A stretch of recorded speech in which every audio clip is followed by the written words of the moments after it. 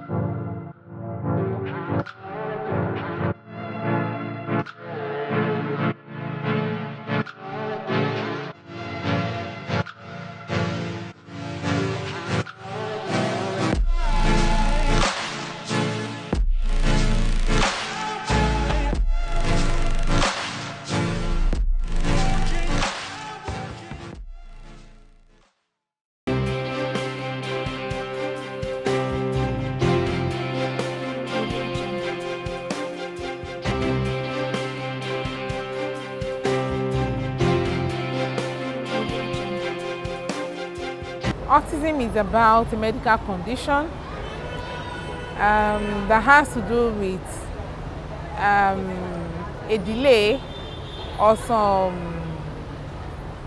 abnormalities in the development of the brain, and subsequently affects different areas of how a child functions.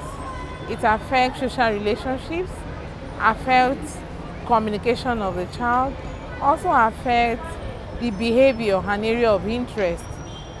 Key area that we see in the communication is that we have restricted or limited social skills, such as poor eye-to-eye contact. The child is not able to reciprocate emotion, is not able to play with the peers in ways that are acceptable, is not able to have varied play, may just be attracted to a part of an object or a particular play. In terms of communication, the affected individual may not be able to achieve speech at all, may not be able to have a wide range of communication, or have some abnormalities in form of the speech. Either will be repeating words said by other people, or may also have some reversal of now. Instead of say I want, may say you want. And in some, they don't develop speech at all. Then we also have the aspect of we are calling their names. They may not even respond. They may appear to be in a world of their own. You may start to wonder if they even know their names or they know you're calling them. So at times parents may feel that they are deaf, they have to take them for hearing tests and some other things. Then the behavior, they are restricted, they may have hyperactivity, they may have some self-injurious behavior, may injure themselves, they may have some sensory issues, they don't want to be touched, they don't want to be played with, they show emotions that they're not able to regulate. Some of them, they don't know how to play with a varieties of toys and things. They just have a routine, a restricted area. It's not diverse, it's not varied. Some of them, they are oversensitive or undersensitive. So we look at those areas and we talked about the sensory issues that they may also have. But when we talked about all this, autism actually affects all the areas of functioning of the individual. It's just that we look at those core areas that are really significantly affected. So that is autism.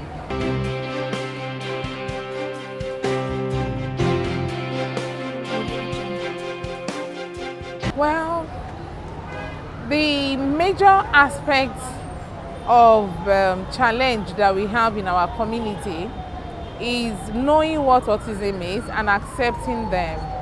There are a lot of stigmas associated or surrounding autism because people think they're having autism because the parents have done something bad in the past, or they are afflicted by the devils or witchcraft, or they are demonic. So nobody wants to come closer. So in this lifelong journey, everybody, the whole family, the whole community, the whole world needs to be part of the affected in this journey. They need to understand what it is. They need to accept them. They need to learn how those affected prefer to be related with.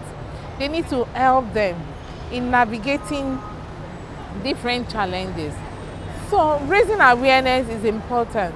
By the time we know it's like sickle cell disease, it's like hypertension, it's like diabetes, we tend to accept them. By the time we know that we can't transfer from one person to another, that merely being together with them does not mean that we will also get the condition. We tend to come closer. Then the family, they need support. They need a lot of, people coming together to help them.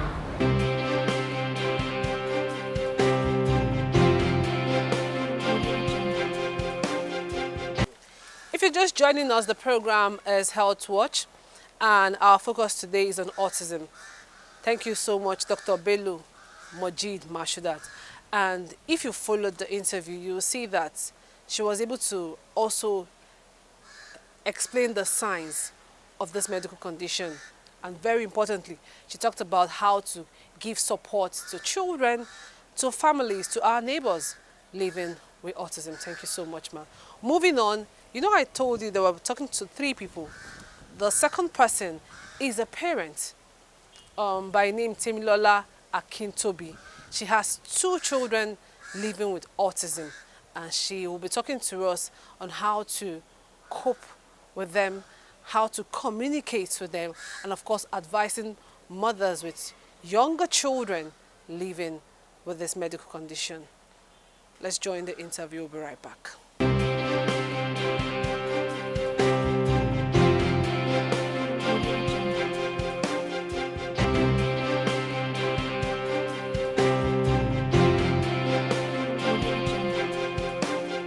I'm a mom of 2 children with special needs. One is 17 and one is 15. They are both girls, and it's been quite a journey. I get this question a lot. Most times when people see me, they be like, how are you doing it? Honestly, I can't begin to say this is exactly how, but I think one of the things I would say is I learned as I never had a prior experience, never had it in my family, so I had nowhere to have learned from. So when I found myself with the situation, I had to start learning every day. I learn by observation. There are some things I do around with my children and they be like, how did you even learn it? But as a mom, That maternal instinct, of course, is part of it. We learn by observing them every day, trying to understand them. And of course, with programs like this where we come, where we get to learn a lot, we work with professionals who help us. And so it's been a journey of learning, unlearning and relearning each and every day. That has been a journey. And of course, a few support here and there from friends, family and all of that. So that's how we've been able to go through this journey so far.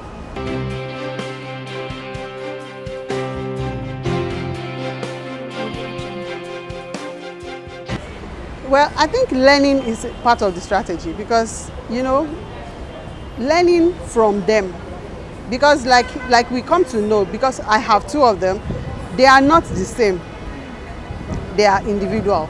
So the way I deal with Shannon is not the way I deal with Shama because they are totally different.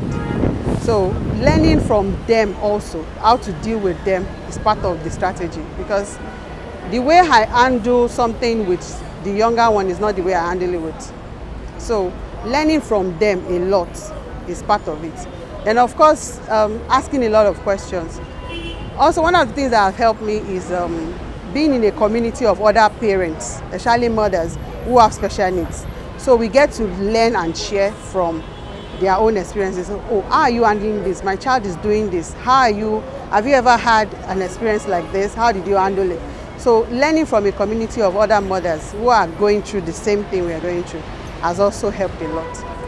Because this is not something you can do by yourself.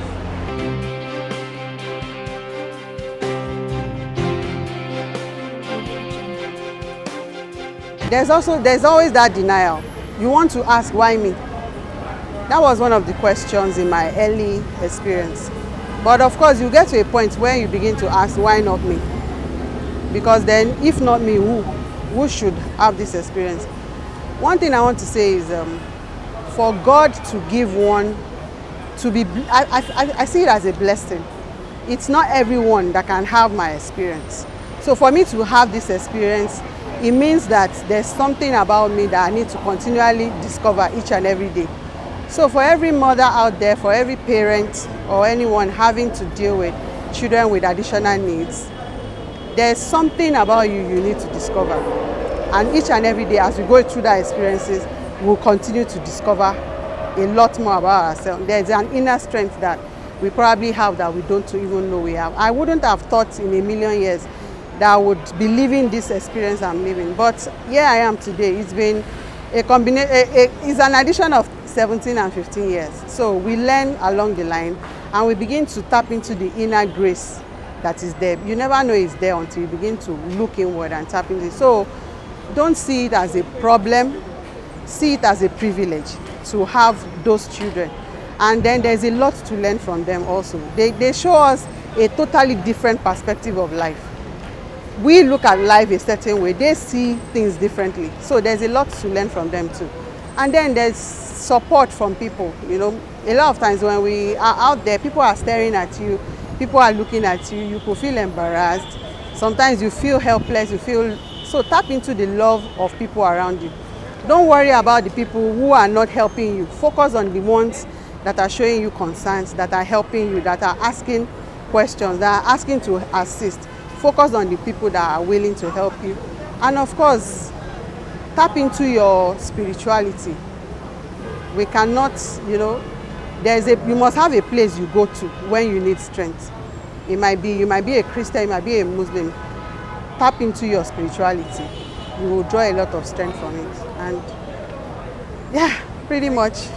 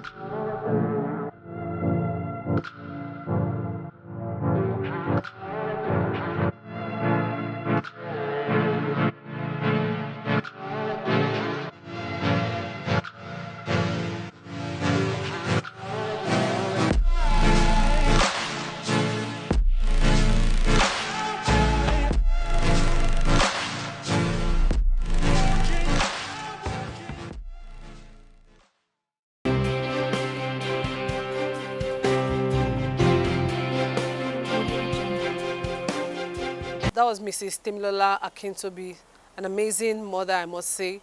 And you know what she talked about?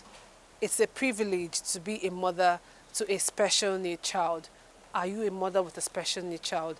You need to start to love your child. Stop living in denial. Give your child all the support. Understand how to communicate with them. Understand their areas of interest. And that will help you get the best out of them. Then the third person we interviewed is an educator.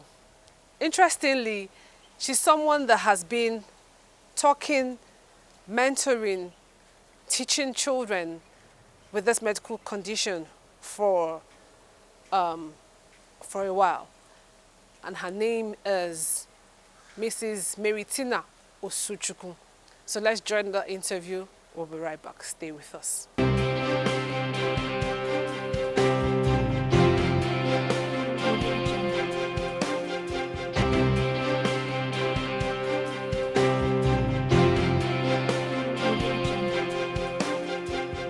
The coping strategies or support strategies would usually be based on what the child needs. So first of all, you identify a child, you assess them, and then know what that, basic needs that they should have. And usually in conjunction with the parents as well. So sometimes it could be maybe to learn to eat independently, if that is what is important to the parents and what you think is the first, place to start from. Then you start to teach the children. And one of the things that is being emphasized is breaking information down. So it's not too much for the child to take in. When you look at a typical child, there are certain things that would come to them naturally. But for a child on the spectrum, it doesn't come to them that way. So you have to really take it one at a time. So first of all, it could be, what I say about feeding. It could be, first of all, to teach them to wash their hands. They need to learn to wash their hands and then use what we call a task system. So they know number 1 is to wash hands, number 2 is go to the table, number 3 is pull a chair, sit down, put your placemat, open your bag, bring her. So, teach things in stages that way. And then that way the child will then begin to associate with what you're trying to teach them and then start to learn them.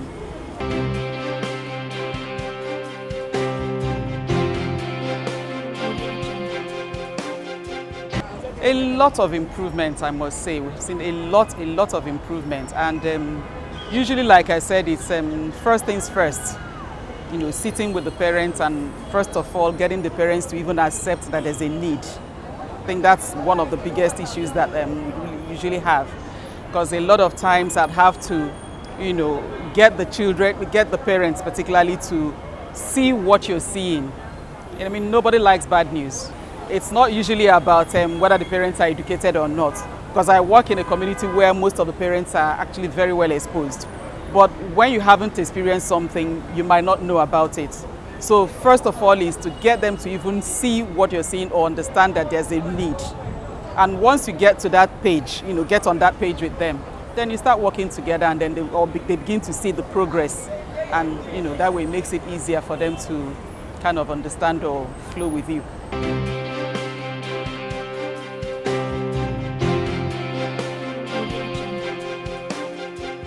So one thing I would also like to say is, children adapt, faster than adults a lot of times. So because I work in a school that is a mainstream school, we could say it's an inclusive school. So I do a lot of assemblies with the children. So we call it inclusion assemblies, to get the children to understand that we're all different. So because the important thing is when children understand that this child is behaving this way because the child is different, then it makes it easier for them to want to be around the child and support the child. And once the children get it, just forget it.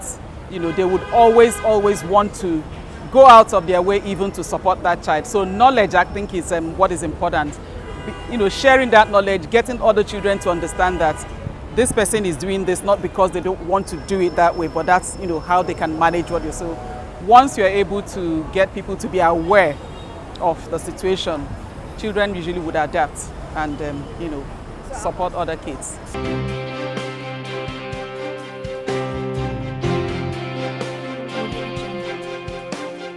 Once you've taken on the job of a teacher, one thing that is very key is for you to try and have an understanding of the children that you teach.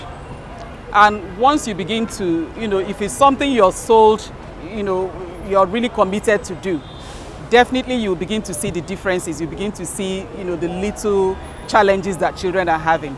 So the important thing again is take your time to observe. Usually we say there are milestones that children would have to, accomplish or just master as they are growing, developmental milestones.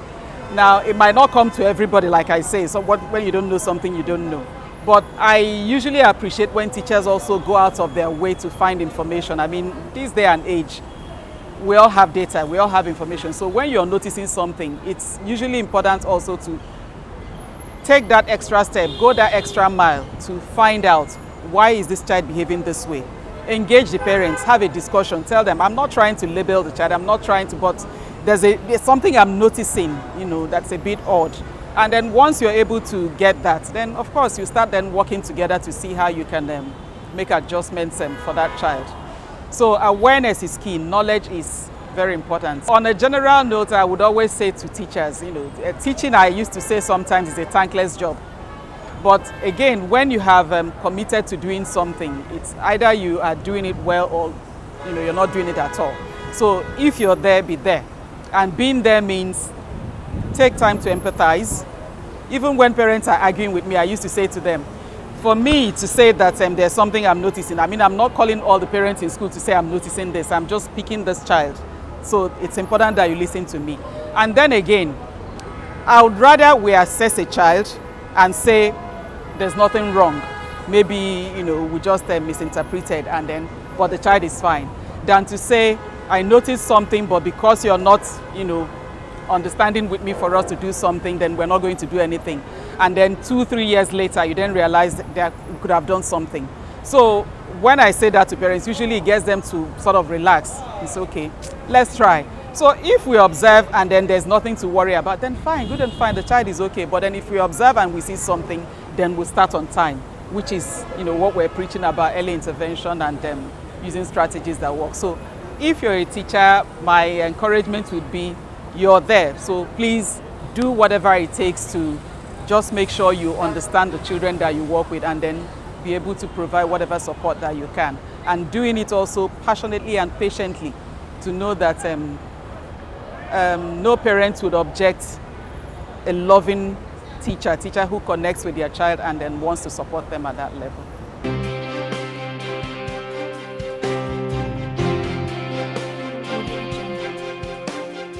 It's that time of the year again. Mama love, too sweet though. My happiness, now your cup of tea. Everything for you I go do. My mama. The World Breastfeeding Week is an annual event celebrated globally from the 1st to 7th August with the aim of creating awareness on the benefits of breastfeeding to both mother and child. This year's theme is tagged Closing the Gap, Breastfeeding Support for All.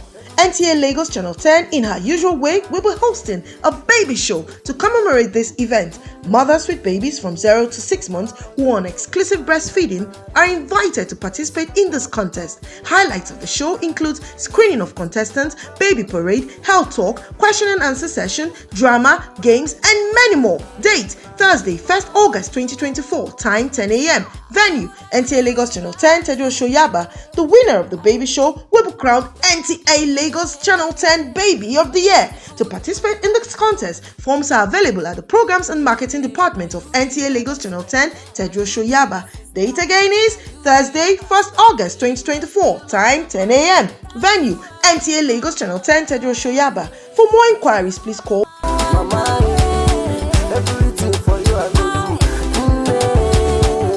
Mama, oh yo. There will be lots of prizes to be won by contestants. There is also free gift for every mother and child present. Breastfeeding a baby is the most wonderful experience a mother can have. Don't miss it.